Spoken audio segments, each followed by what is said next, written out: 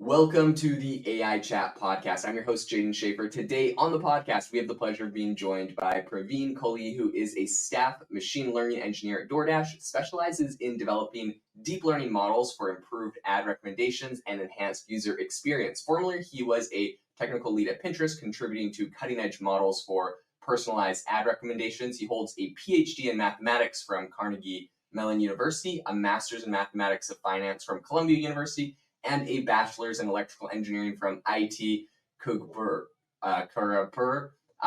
Welcome to the show today. Super excited to have you on. Thank you for the introduction, Jaden.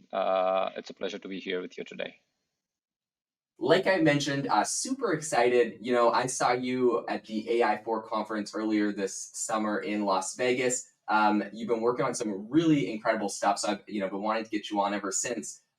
What I would love to kind of kick this off with is if you could briefly give us a little bit about your background and your journey. What brought you to doing what you're doing today? Was this something you were always interested in, or was this something that developed? Give us a little bit about your journey. So I came to the States in 2011 to pursue my master's in financial mathematics.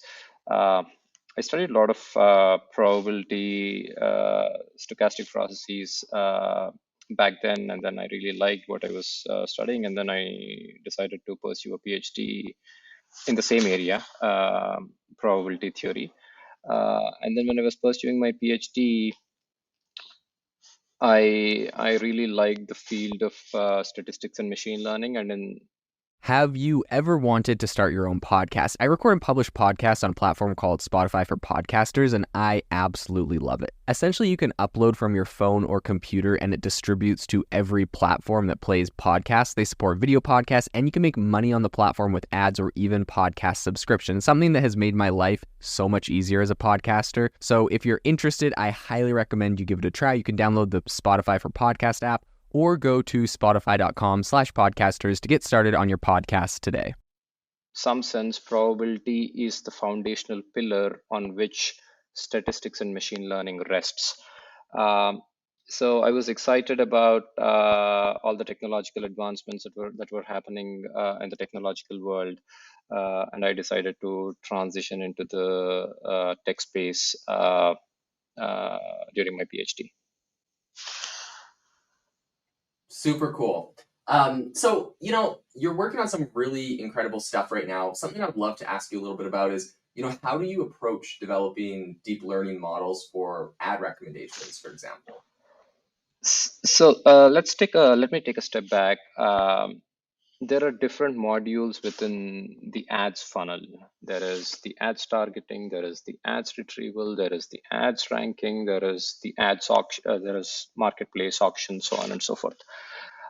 So in the ads targeting, advertisers basically create campaigns and they tell the publisher, it could be Google, Facebook, Pinterest, Snap, any company pretty much, who they want to target. Hey, I want to target users in LA, New York, age between 20 to 35 or 50 to 65, people who speak in a particular language, or people who are logging in from an Apple or an Android device. So you have all these filters based on which you can target users. So so there are machine learning problems in each of these modules. Right, there are some machine learning problems that you're trying to solve in the context of ads targeting. There are some machine learning problems that you're trying to solve in the context of retrieval and ranking.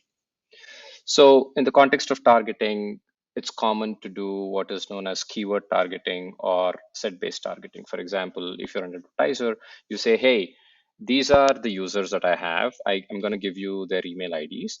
Find me similar users. So target these users, also find users similar to these users. So you build a model for doing audience expansion. So this is in the context of targeting. Similarly, you could do keyword expansion. For example, if you're targeting, let's say, a keyword like Pepsi, maybe you would also want to target the keyword Coke. So things like that. Right. So there are machine learning problems, as I said, and these are common machine learning problems that are dealt with in the context of targeting.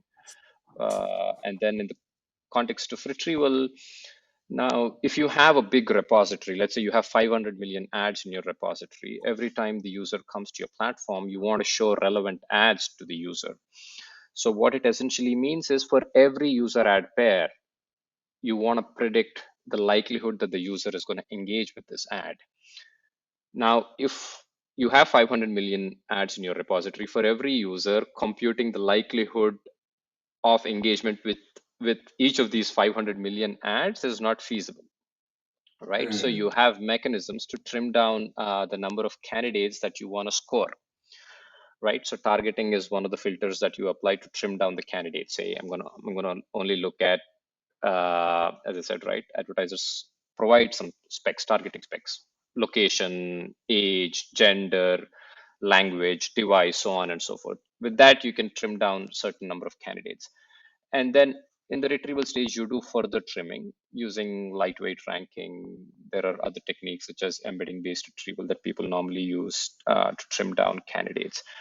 And then you have the trimmed candidates that are sent to the ads ranking layer, wherein you have a fairly heavyweight machine learning model to predict the likelihood that the user is going to engage with this subset of ads. And then you do auction, and then you figure out what the best candidates are, and then you show these ads to the users. Now, to answer your question, how do I go about building a deep learning model? Even before I go about whether to build a deep learning or not, I want to understand the context. I want to understand the system requirements. Say, how many requests am I going to get per second? What are the latency requirements? Do I have the infrastructure to serve a complex model online, right? You, for example, if you're Facebook, you're getting you have the QPS is very high, right? They have billion daily active users, so the QPS is going to be very high. So you want to have a system that is not going to melt down when the traffic increases. So you look at all the requirements, you look at infra cost, because building a complex model also costs a lot of dollars. You look at all these things, and then finally, assuming you have all the other things have checked out, then you look at the data, and then you look at the amount of data that you have. Does it make sense to build a deep learning model? Like, what is the kind of data that you have? If you have a lot of categorical features, lot of textual data, then deep learning blends really well with such kind of data. So yeah, I think you have to look at all of these things in totality before deciding whether to build a deep learning model or not. So given a particular problem, you just don't jump in and say, hey, I'm going to build a deep learning model. Okay. Yeah, no, that makes a lot of sense. So fascinating, the different challenges and concepts you have to think about when you're building these things. I'm wondering, what are some of the common frameworks that are used to build machine learning models in kind of the space these days? So PyTorch and TensorFlow are the most popular frameworks that people are using these days to build deep learning models. Yeah, I think TensorFlow was more popular until some time ago, but I think PyTorch has surpassed TensorFlow, in my opinion. A lot of companies are moving towards PyTorch. Okay. Yeah, that's interesting. I do see that. I do see that a lot. It's going to be interesting to see how the landscape continues to evolve in that regard. In regard to kind of everything you're working on, how do you like essentially ensure data quality when you're building machine learning models for user experience? So this is a complex question. There are a lot of things again one needs to look at when you're building to ensure that the data quality is maintained, right?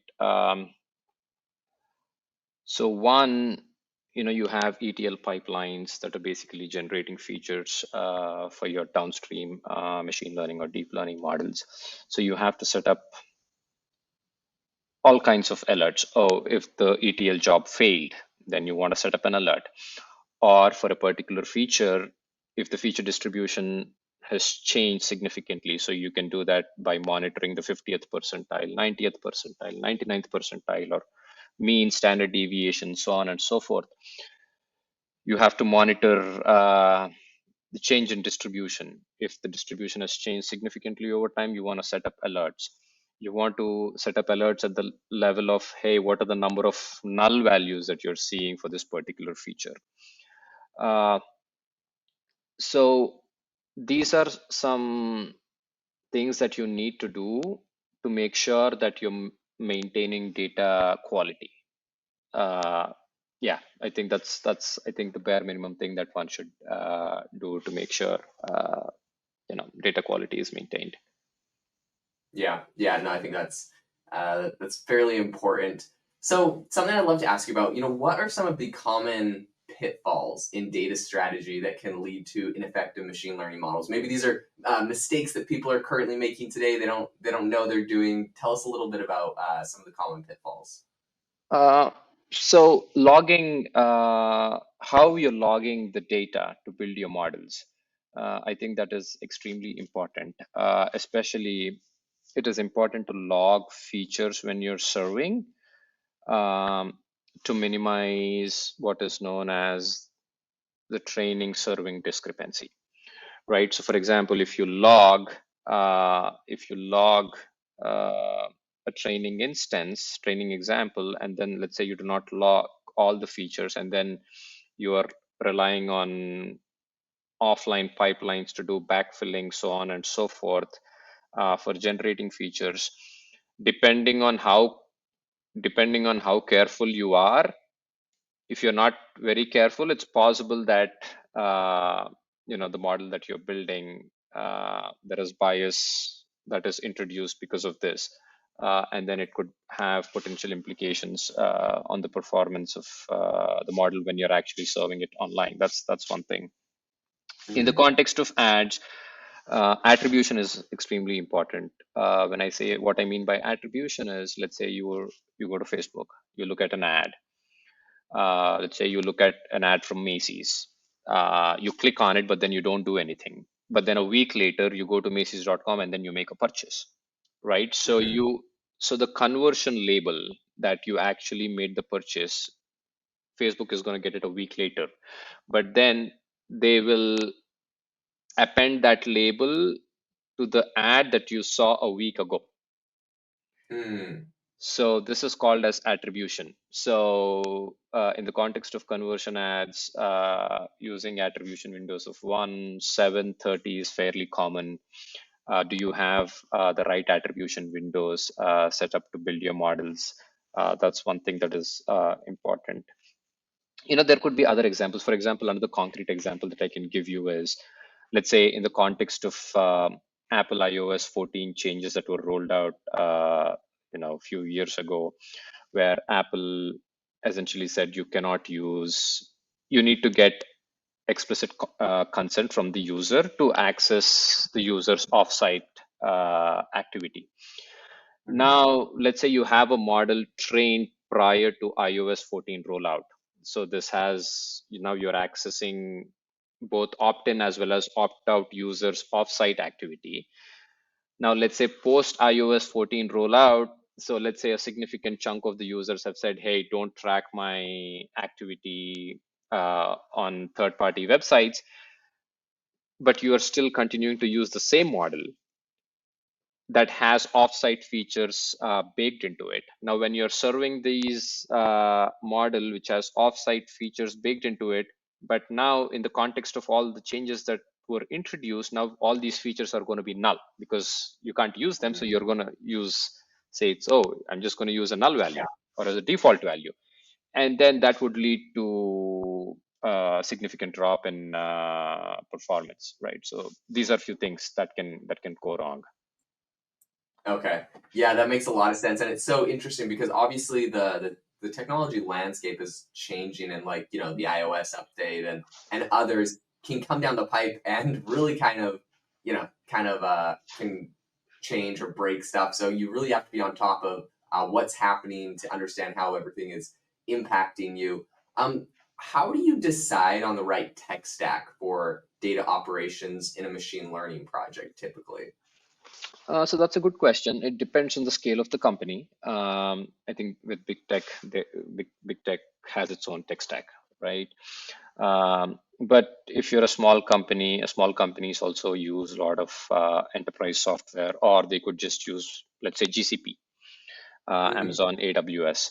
I think instead of trying to build everything from scratch, you could just use Amazon AWS, and then you could uh, get started fairly quickly. In terms of, if I were to talk about the rough tech stack, right? So there is offline development, offline feature development, offline model development, and then there are near real-time features. So you need to have a separate architecture for serving near real-time features. You need to have a streaming architecture for that, and then you need to have ability to serve machine learning models online, right, to real-time traffic. So for offline ETL development, you have Airflow is fairly common, developed by Airbnb. Uh, these days, a lot of companies are also using Databricks for setting up their ETL pipelines. And then, once where do you store the output of the ETL pipelines? A lot of companies store their data in S3 buckets that is provided by Amazon. If you're if you're using the Amazon AWS. So, and then what frameworks are you using to build machine learning models? PyTorch, TensorFlow, and then how exactly are you doing model deployment? You can use open source frameworks such as Spinnaker for doing model deployment. But if you're on, let's say, Amazon AWS or GCP, you come up with services that are developed in-house, either by Amazon or GCP, and then you can get started fairly quickly. Okay. So in the industry right now, there's a ton of academic research that's coming out from a lot of, the top tech companies on, different technologies that could impact AI and machine learning and kind of what's being built. Of course, there's like the famous Transformers paper that kind of made a massive impact because that's what a lot of our natural language processing is built on and whatnot. I'm wondering if you can discuss some of the challenges of translating academic research into real world applications. Yeah, so one of the challenges in the context of ads recommendation, or in the context of recommendation systems, is you can build a model offline, which is fairly complex. But if you need to serve it online, there are different set of challenges that you'll have to deal with. Meaning, for every request that comes in, for every user that opens facebook.com or pinterest.com or snap.com, the page needs to get rendered in about 500 milliseconds, right? So the whole page needs to load in about 500 milliseconds. So what that essentially means is there are strict latency requirements. You could have a really good model that has very good offline performance, but when you try to serve it online, because it's so complex, you won't be able to serve it online, meaning you won't be able to meet the strict latency guidelines. So it could probably take you a second to do inference. That potentially leads to a very bad user experience, right? No user wants to wait for a second for the page to load. So that is one challenge that I see. You could have really good models. You could develop really good models that have great offline performance, but sometimes it is very challenging to serve these models online. There are techniques that one can use in such scenarios. You could do what is known as quantization. You could do what is known as knowledge distillation. You could also do GPU serving. With GPU serving, now you could serve really complex models within the same latency requirement, within the same latency budget.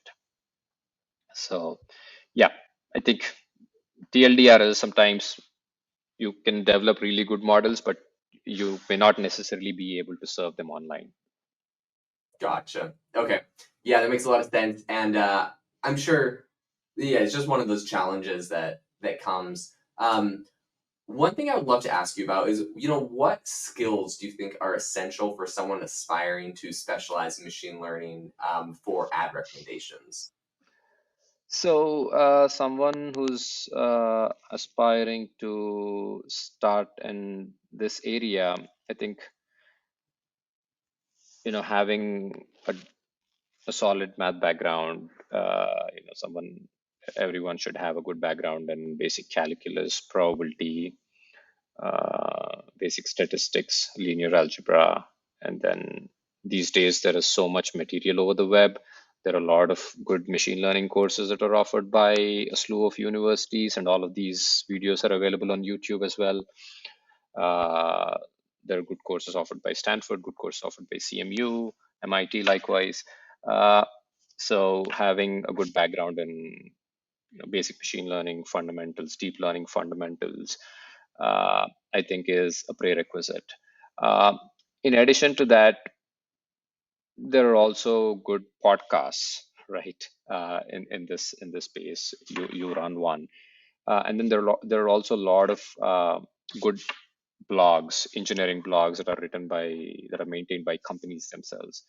Uh, I think it's great if one could read these engineering blogs, Google's or Facebook's or Pinterest, Snap, DoorDash. All of these companies have very good engineering blogs.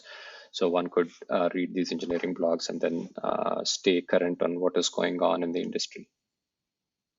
Yeah, I love that. I think that's so important. And I really do think just that that's great advice, because I think that whole continuing education aspect, or obviously you got to be educated to get into it, but even when you're in it, you got to stay on top of this. You've talked so much about everything changing, and so yeah, these are incredible resources to make sure you're really staying on top of everything. As we wrap up the interview today, this has been absolutely phenomenal. I'm wondering if you could kind of wrap this up, if you could tell us how you measure the success of a machine learning model in a business context. What are those, what are the success metrics that you're kind of measuring these on?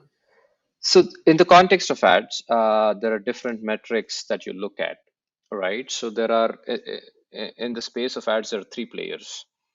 There is the publisher, which could be Snap or Pinterest or Facebook or Google.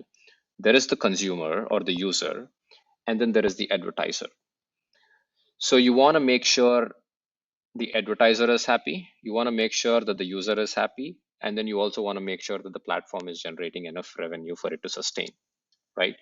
So you can't look at one metric in isolation. It is important to look at all the metrics that are user facing, advertiser facing, and impacting the platform itself. So some metrics that are that are important for the platform is revenue, monthly active users, daily active users, so on and so forth. Uh, for advertisers, okay, what is the revenue over ad spend, ROI that we are delivering to the advertisers? That is important. Click-through rates, conversion rates, the cost per acquisition or cost per conversion. These are important metrics. CAC. These are important metrics that advertisers care about. So there is not one metric that you look at in isolation. So you look at all these metrics, user facing, advertiser facing, and impacting the platform itself. In the context, for example, some user facing metrics could be, hey, how many times has this user saved, session time. For example, if you're showing too many ads or if you're showing bad content to a user, the monthly active users are going to go down, daily active users are going to go down, the session length, session time is going to go down. Different engagement rates with either organic content or ad content is going to go down. Hide rate, hey, how many times is the user clicking on hide or report something? If that is going up, that essentially means that the platform is not doing a good job at recommending good content to the user. So there are a lot of metrics. As I said, you look at all these metrics in totality. You don't look at one metric in isolation. Okay, yeah, I love that. Praveen, thank you so much for coming on the podcast today, sharing all of your insights. This has been absolutely phenomenal. To the listener, thank you so much for tuning in to the AI Chat podcast. Praveen, if people are interested in getting in contact with you, what's the best way for them to do that? They could reach out to me on LinkedIn. Okay. Yeah. Wonderful. Again, thanks so much for coming on. To the listener, thanks so much for tuning in. Make sure to rate us wherever you get your podcasts, and I hope you have a wonderful rest of your day.